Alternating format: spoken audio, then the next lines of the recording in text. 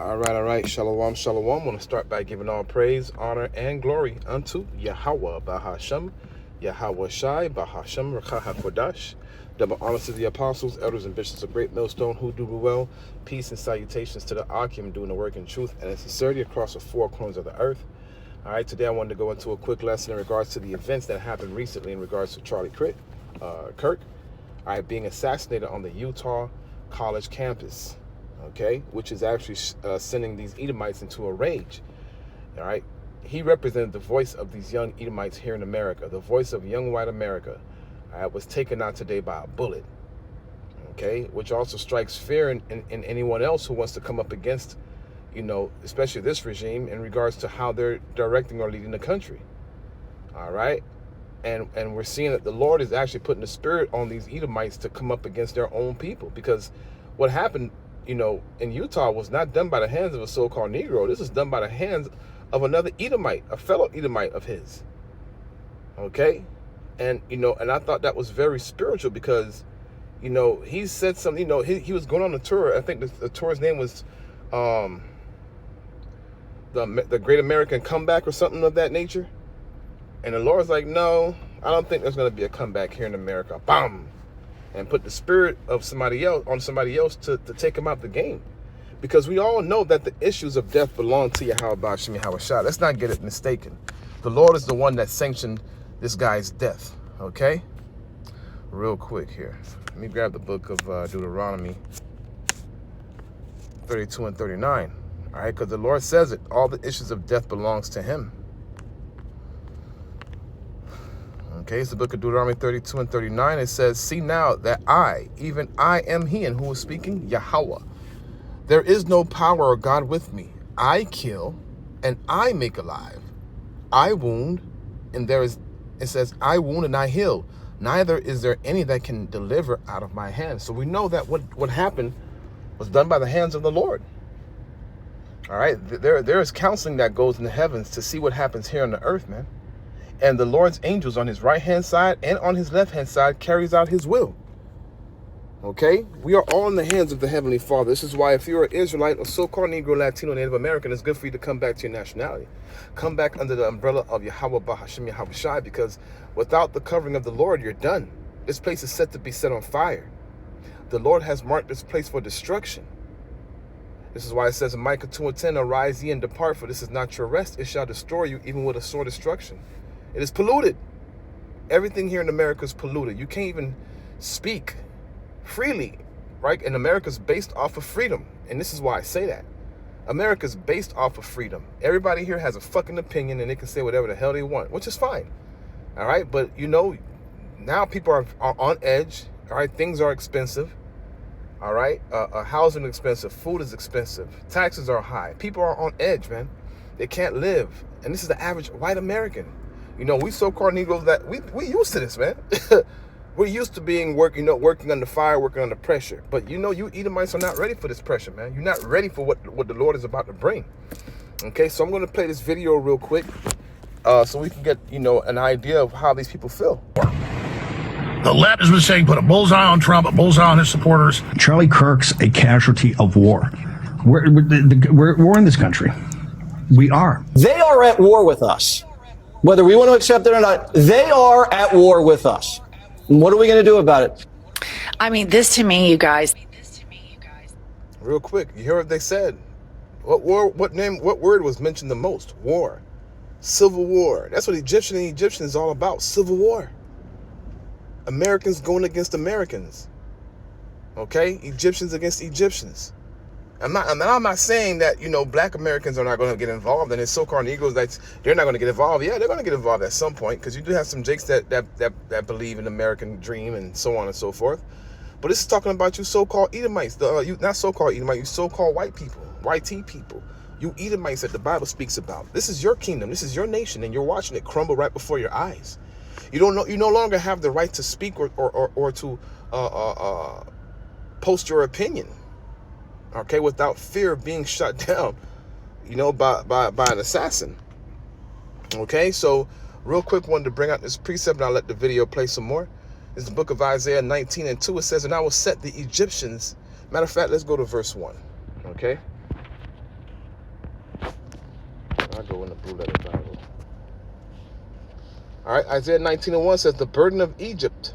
And we know Egypt is talking about here in America, the place of bondage. Egypt is synonymous with bondage. Behold, the Lord rideth upon a swift cloud. And what do you think that swift cloud is? It's a chariot. Okay?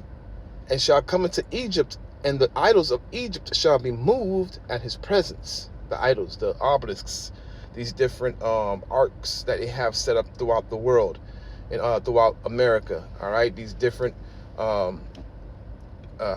figurines and these different things that they hold or esteem as, respectful, in regards to the things that they've taken out of Babylon, Iraq. America takes these things and he puts it in their museums and he posts it up on, on certain landmarks. Okay, which shows you that America is Babylon, America is Egypt. Look on the American dollar. What is on there? A pyramid. Okay, so this is Egypt. It says, and all the idols shall be moved at his presence, and the heart of Egypt, which is the mind, your heart is the mind, the heart of Egypt shall what? Shall melt in the midst of it. And I will set the Egyptians against the Egyptians, and they shall fight everyone against his brother, and everyone against his neighbor, city against city, and kingdom against kingdom. Okay, and this is what's happening now. The Lord is putting a spirit among the people to go against each other. You heard what they said, we're at war. And what are they really at war with? Ideologies, political ideologies. Democrats against Republicans, left versus right, conservative versus whatever the fuck else is the opposite of being a conservative. All right? This is what's happening. And the voice of white America was taken out. And they're pissed off about it. Okay?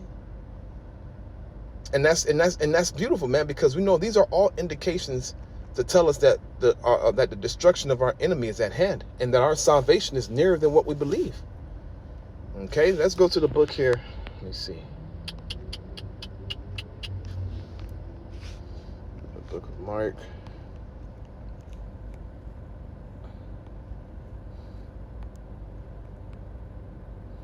All right.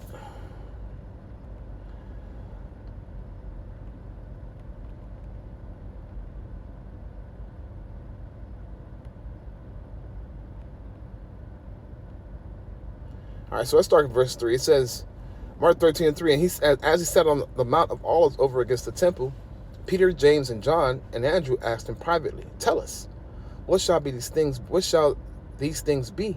And what shall be the sign when all these things shall be fulfilled? All right, because it was talking about the end of time. And it says, and Yahushua answered them, and it says, and Yahushua answering them began to say, take heed lest any man deceive you, for many shall come in my name, saying, I am Hamashiach, and shall deceive many. And when you shall hear of wars and rumors of wars, and you shall be troubled, for such things must needs be. But the end shall not be yet. For nation shall rise against nation, and kingdom against kingdom.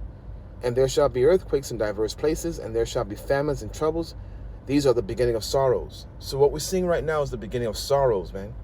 All right, a nation going against itself, Satan being, being divided, Satan's kingdom being divided. And, if a kingdom be divided, it cannot stand, matter of fact.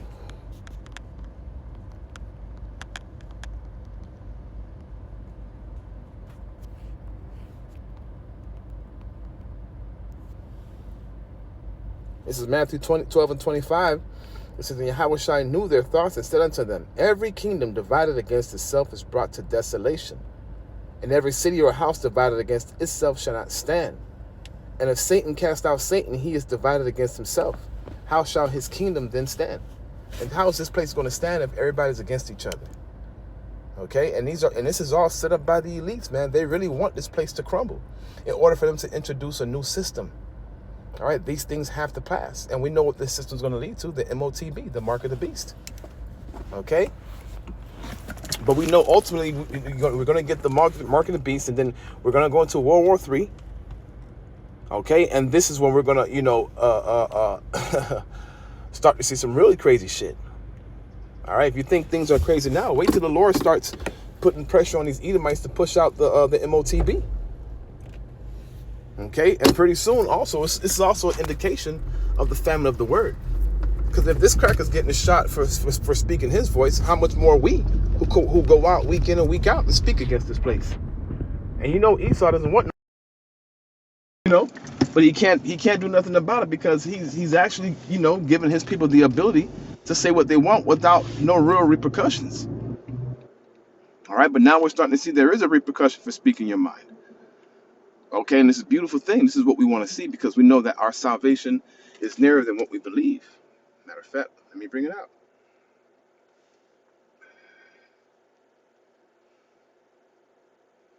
All right, it's the book of Romans 13 and 11. It says, and that knowing the time, right? We know the times that we're in because we're seeing the signs, the rumors of wars, right? We see what's going on over there in the Ukraine, Israel and Gaza, and Iran and America. Hey, it's getting real shady out here.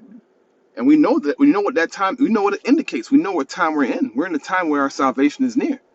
It says that now is the high time that we awake out of sleep. For now is our salvation nearer than what we believe. The night is far spent, the day is at hand. Let us therefore cast off works of darkness and let us put on the armor of light, which is actually going into my next topic for a lesson. Putting on the armor of light. Okay, and light represents the knowledge and wisdom and understanding of Yahweh Ba'Shem Yahweh Shai and applying it. All right, but, you know, I digress. You know what we're seeing right now, once again, was the Lord taking out an enemy of Israel.